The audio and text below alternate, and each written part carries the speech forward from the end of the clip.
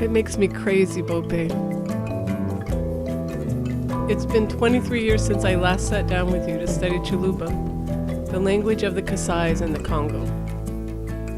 I've been thinking of you over here in America, my country, where I returned to fight and expose the system that keeps Africa down. When I finished at Peace Corps at 24, I thought this was the answer. Now, at 47, I'm just not sure. Living in Congo in the 80s wasn't easy. No running water, no electricity, no phone calls home. I took these as a challenge, and I did okay. But it was the politics, the dictator, the soldiers with the guns at the house, the evacuation by helicopter, and never being able to come back. I never got to say goodbye to you, or thanks.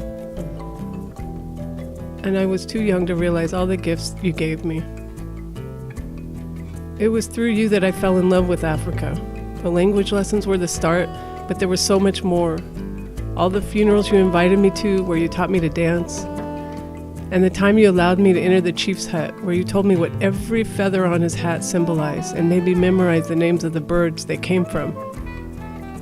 Or how to be a good wife, how to make a marriage last, what I should say to my husband if he cheats.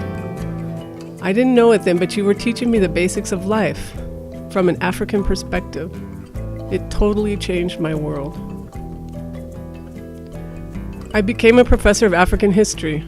I wanted to teach people what you taught me, the beauty, the integrity, the intellectuality of African cultures. But mostly they say, how can we help? It really bothers me, this trendy urge to save Africa. It's so paternalistic and removed.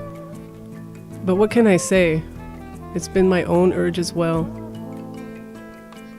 It's just that now I have to think deeper and ask, what exactly is help? And how come it never helps?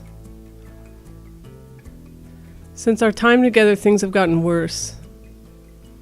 It's not uranium now, but coltan, the mineral that makes our computers and our cell phones work. It has caused death and destruction, rape and violence of a kind the world has never seen. And me, why don't I do something? I feel trapped in America.